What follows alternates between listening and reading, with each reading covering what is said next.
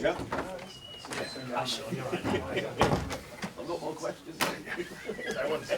Just rerun it. Easy though.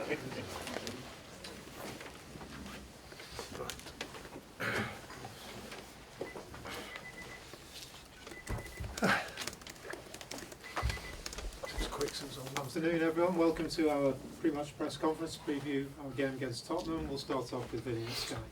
Sure, I just wanted to start with the situation regarding profit and sustainability. What impact does the Premier League charge have on yourself and the players, if any, particularly given the implication a points deduction could have if the club was to be There's no situation guilty? at the moment. The club's statement, I think, covers everything. Things before my time, they've covered it in the club statement, so I'm happy to go along with that and more focused on what's going on the pitch, quite obviously. Have you been given any further assurances, though, that the club has done no wrong? Because obviously Pep Guardiola's been in a bit of a different situation to yourself, but he was given assurances and said if the opposite was found to be true, then he would consider his position. So I think it covers that in the statement, from what they said. And the rest of it is down to the powers that be, to do anything they need to do. So the club have just assured me that the statement is correct, and then, as I said, the rest of it will go down to the powers that be to do what they have to do. in terms of planning for the future, does it impact at all on the ability to bring players in during the summer? Not that I know of. I think at the minute we're really focusing on what's going on now.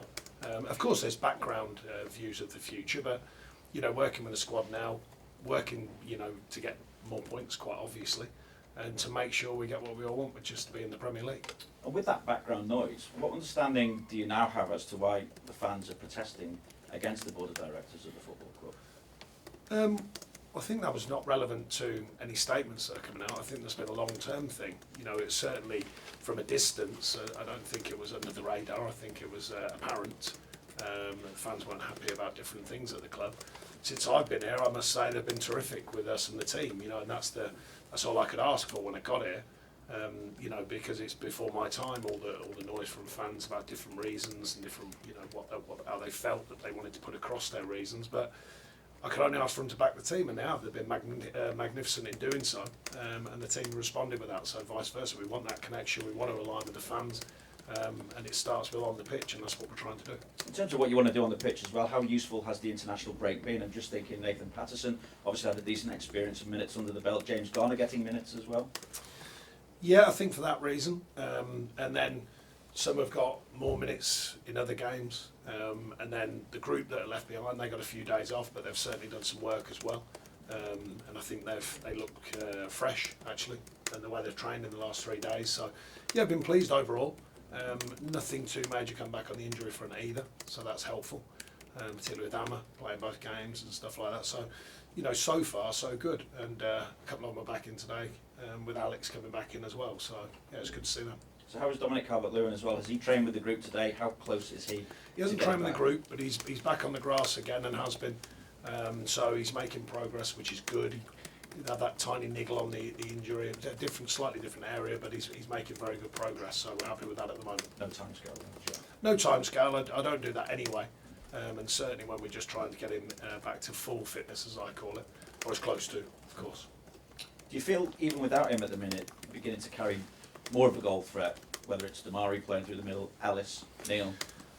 Well, the stats have improved since we've been here, on some of the markers that you want, getting bodies in the box, getting better quality going into the box, getting better quality of chances, and of course different scorers. And I made it clear, it's always been my mentality, if players go out the side, then there's a good opportunity for someone else.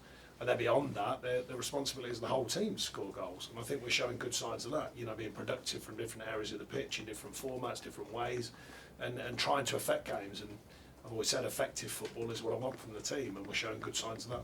Even with the change in management at Spurs as well, I suppose Spurs' goal threat doesn't really change too much. How do you go about keeping Harry Kane quiet, who's now England's all-time leading goal scorer? Yeah, fantastic, and congratulations to him. He's I'm lucky enough to know him a little bit as well, and fantastic fellow that he is, all-round professional. Look, he'll be aware it's not just about him. They've got good players there in general, but of course he's a threat. He has been season after season, and even when he gets questioned, he certainly shuts the question down pretty quickly with what he does.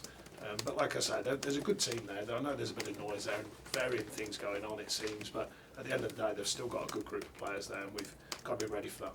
Sure. Thank you. Thanks, Vinny. We'll go to Rich.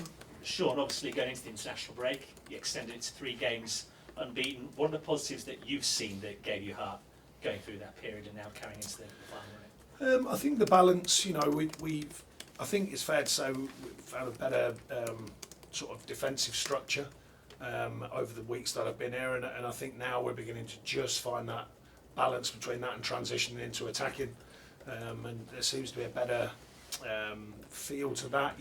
It's hard to explain, but the transition moment and adapting to it and seeing the picture early, I think that's improving.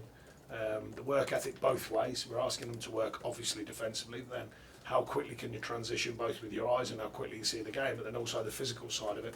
And I think we're seeing better signs of that. And like I said, being effective as well, trying to affect the game in different ways. And I think there's certainly signs of that, better signs of that. Especially, last couple of away games, scoring 2 away, which hasn't been that obvious, for quite a while at Everton Football Club. So another step forward, and a reasonable return of points. There's a couple that got away from us. The Forest game got away from us from a mistake, and I think actually probably the toughest one for me as a manager was the performance against Villa, because I thought it was a very good performance and probably warranted better out of the game than we got. But sometimes that's the way it goes. In these situations, quite often people talk about a relegation battle and which teams have character. Did you see more of that in the manner with which you've gotten points against Chelsea than perhaps had been seen in games before? No, I think I've seen it since I've got to the club. I've been very happy with the way the players have adapted on the training pitch and they're taking it into games. So I just think it reaffirms it when you go down to Chelsea. Yeah, again, a bit of noise about Chelsea this season. They've still got some very, very strong players, very good players, and they were on a good run of form, of course, when we got down there. But I think the relentless mentality I've spoken to the group about, something I believe in wholeheartedly. Things can change in football very quickly, so you have to stay on it all the way through the game. Every minute is important, every second is important, and I think that's growing. I think that mentality is growing, and I just think it was a strong sign of it down at Chelsea with how we came back from being down twice, and then scored a very good goal to nick a very good point. Speaking to Dwight McNeil and James Tarkowski yesterday, they both spoke about the importance of taking on responsibility and taking the game to the opposition. Now, the last time played at Goodison and had inside 60 seconds, it doesn't often happen like that, but I guess if you get on the front foot, no matter who the opposition is, that makes this place a real advantage. I've always believed in it. It's just that you play some teams, they're very strong teams, and it's hard to constantly be on the front foot, to use that old expression. So there are times when you have to play more tactically and defend more tactically, but there are games, as you suggest, when we go, we want to go on the front foot early in the games, and it's fair to say, like most teams, you tend to be a little bit more open to that at home, with the feel of a home stand, particularly ours, the way that it's going with the fans behind us and stuff. But we try and do that. It's the way that I've always wanted a side to work. It's just that some teams you play, and some very strong teams in the Premier League, and sometimes it doesn't look like you're trying to do that, even though you are. And then you've got to work in a different fashion. And I think we're finding that blend of different ways of affecting games, both defensively and in attack, no matter who we're playing, and that's important. Thank you. Thank you. Cheers, Rich. Yeah, Julie. Thank you. Hey, sure. Hey. You and Ellis Sims have both spoken about a conversation you had ahead of the Chelsea game about what I didn't see what he said. What did he have to say? What did he have to say? Do you want me to tell you? Well, I'll ask him after. Yeah, he was very complimentary, don't worry. Well done him. That's the right answer. I just wondered, have you used this international break to work even more closely with him, particularly if Dominic isn't quite back? No, not particularly. They worked hard anyway, and they got a few down days, and then coming back in, just reaffirming some stuff with him, some clips, and some information shared, but not too much. He's still relatively young. He's still adapting to what it is to be in the Premier League, and I think the way that we work on a daily basis will affect him anyway.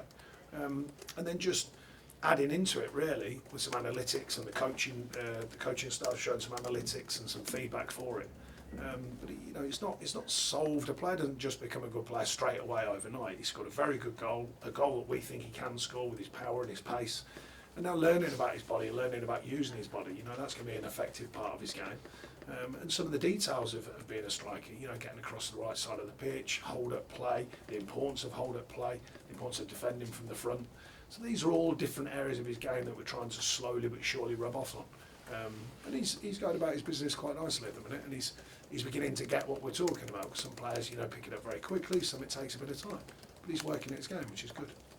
Seamus Coleman was praised in the week for his performance for the Republic of Ireland. I just wondered, you know, he's somebody that seems to always, no matter which manager he's playing for, whether it's club or country, that they just seem to love everything that he's about. Since you've been working with him, how have you found him, and given the stage he's at in his career, how impressive is it, the performances? I think that, you know, it's something I got told very young.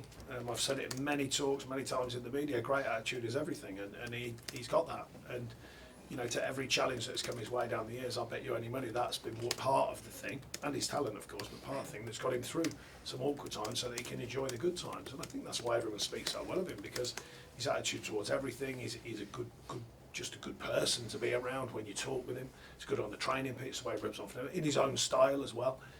You know, he is himself. He's very authentic. I don't think he tries to copy anyone with his style. He will speak to players in the way that he thinks is the right way, and he does it very well. And then behind that is, of course, his performance levels. I mean, since me and my staff have been here, he's been a joy. You know, the way he's performed both on and off the pitch. We want him to continue that, of course, but it's not a surprise to me that everyone spoke so highly when I got here about him, and of course, people in the game in general speak so highly about him. Nathan Patterson featured briefly, didn't he, for Scotland? Is he something that will be in your plans for Monday night, or is it still too soon? He's still a young player developing, and there's a lot more to come from him. But he got injured pretty quick, and now he's over that, which is good. I know he's played a bit early season as well here, so there's still a lot of development in him. But he's going about it in the right way now that he's fit, of course. And yeah, getting fantastic win the other night for them, and he got a little piece of it as well, which is great for him. Do you like working with the younger players?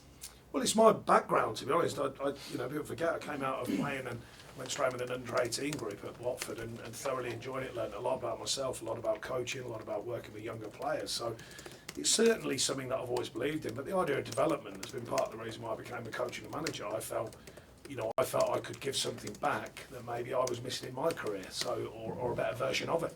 And that was my start point, and I still believe in it now, whether you're Seamus Coleman or whether a young player just coming into the first team squad. I still believe that there's development to be had. You know, the game teaches you the most in your career, but there are ways that you can guide players to get more from what they learn as players, and I think we try and do that, and I like it when that happens, and I like it when it gets fed back to you. I saw a couple of players I've worked with in the week, had a bit of dinner with them. I caught up with Tom Eaton and Dave Jones, and they were sharing back with us, what they learned and how they felt about it when they were under us at Burnley. So I think that's a nice thing for coaches and managers, when that happens, and I enjoy that side of being a manager, coach, whichever it is.